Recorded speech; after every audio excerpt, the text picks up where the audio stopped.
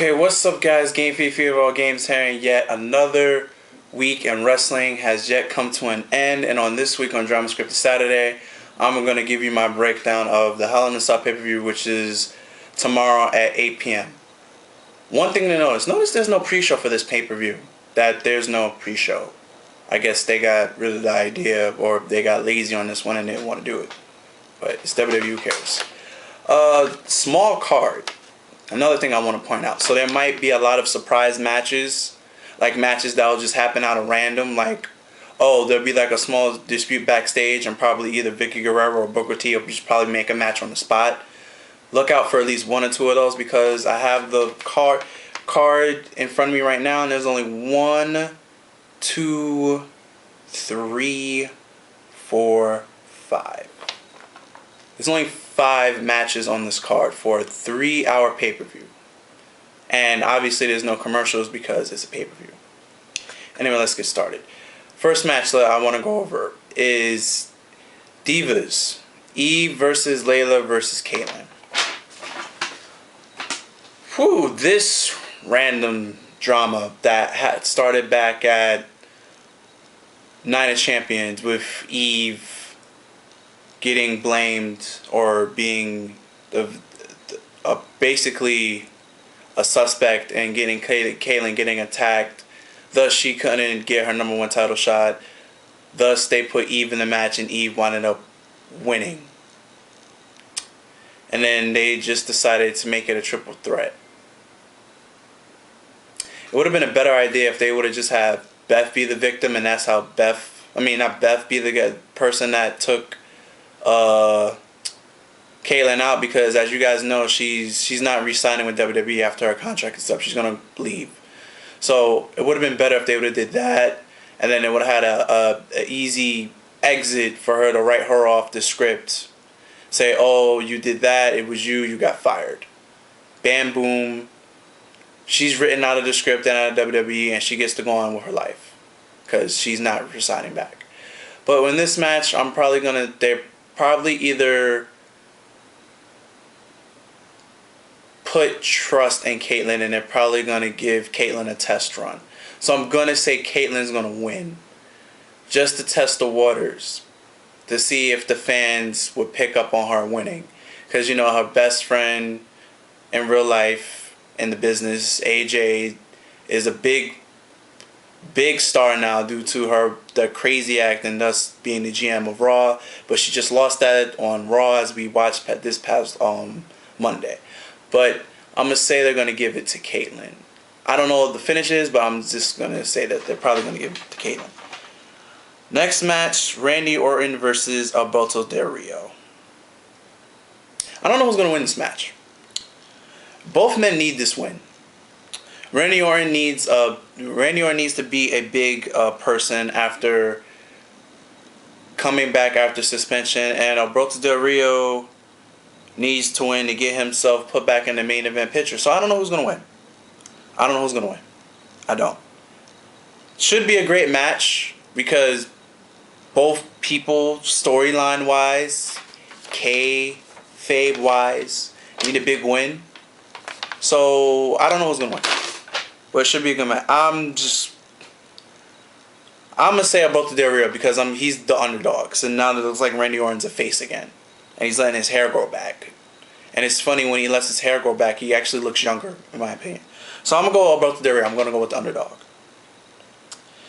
Miz versus Kofi Kingston for the Intercontinental title. I'm gonna have to say Kofi win because they're pushing Kofi. And that squash match on SmackDown doesn't mean anything. They put The Miz against Yoshitatsu. Why would you... Yoshitatsu? Of course Miz is going to beat Yoshitatsu. So I'm going to have Kofi retaining his title. I just don't see they're going to play the Intercontinental title switching back like hot potato. Kofi's going to win and The Miz is going to stay in mid-card hell. Tag team title match. Team Hell No versus Rhodes Scholars. This is a hard one. Let me break it down why it's a hard one. The chemistry between Kane and Daniel Bryan is so well on camera that it's going to be hard to break them up. Like if they lose the tag team titles, they're gonna lose the "I am the tag team champions" gimmick, which is very entertaining in my opinion. You can't have the Road Scholars lose because you're just gonna have them turning on each other, because we've seen this before. And the same thing if you have Team Hell No lose, they're just gonna they're borderline turning each other now. You're just gonna have them turn each other. They can't stand each other, which I mean. So it's gonna have them. This is a hard decision, but I'm gonna probably have Team Hell No winning due to some random Kane choke slams, Daniel Bryan on both of them nonsense like they have been doing to win all their matches. So I'm going to have Team Hell No win. Oh, yeah. Didn't I tell you that the Road Scholars were not going to lose the tag team tournament? Yeah, I called that. Me. You could watch the past 3 drama scripted Saturdays. I called it. On film. No editing. Just to edit out to me sitting down in front of the camera. By the way, I'm doing this commentary CM Punk style. True WWE fans know what that means. And the last match to go over, which is the last match I listed on the card, is CM Punk versus Ryback for the WWE title and Hell in a Cell. Oh!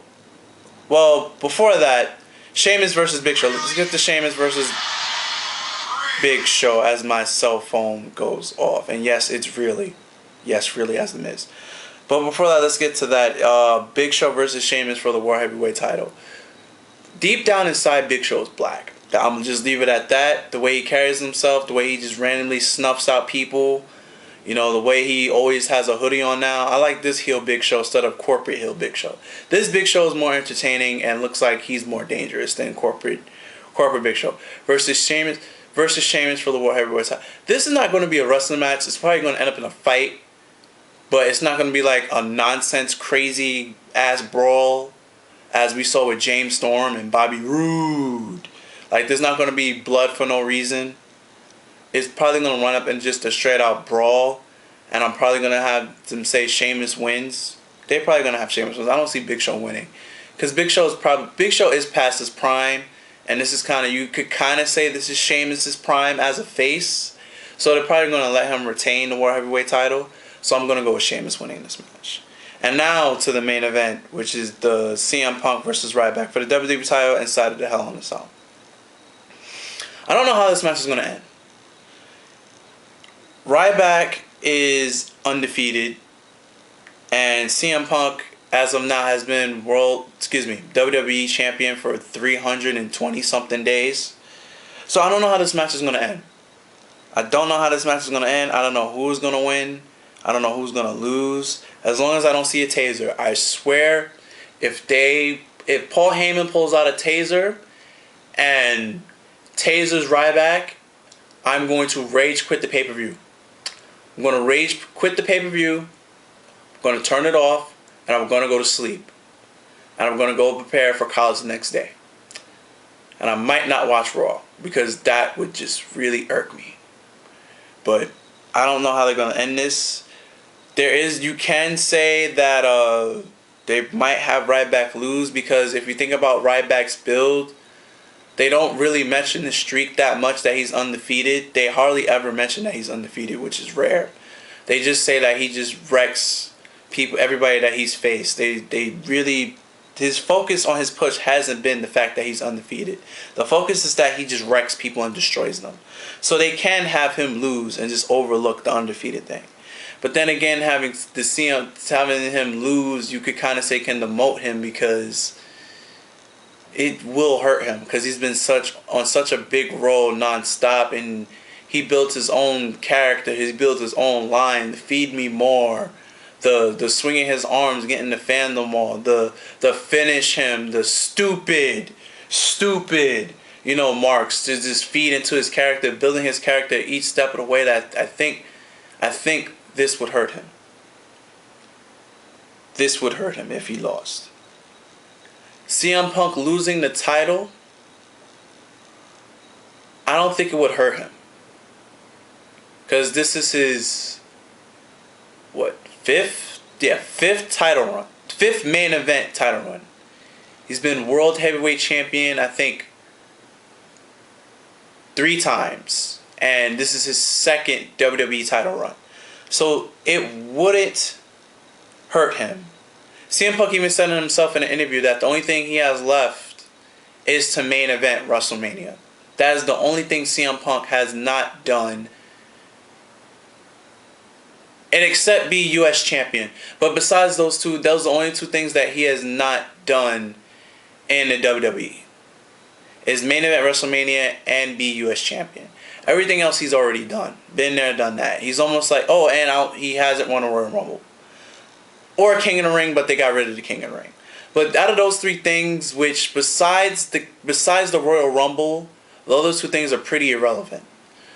So it's gonna be pretty hard to call this match, but it should be an interesting match. And to be honest, this is gonna be the longest match that Ryback has ever been in, because we both know, well, not we both, there's more than me and you, there's like at least 50 people that watch this show now, which I thank you very, very much. I've came a long way from 7 people a week to now 60. Thank you very much. Remember, every Saturday you'll get a show like this. But yeah, this is by a long shot going to be Ryback's longest match. Ryback's matches for the most part has been like at least 3 to 4 minutes minimum, and then he squashes them or it ends in some BS. So this is going to be the longest match that Ryback's ever had. I'm going to say the match is probably going to last a good 20 to 25 minutes, because CM Punk is known for putting on marathon matches. Look at the matches that he has with Cena. Look at the matches that he had with Daniel Bryan. Look at all his ROH stuff. Look at the matches he had with Jeff Hardy. Look at the matches he had with Undertaker and Undertaker Hell in a Cell. So we know that CM Punk could go the distance when it comes to matches going over 10 minutes. We know that he could put on a show for a long period of time. But can Ryback do the same?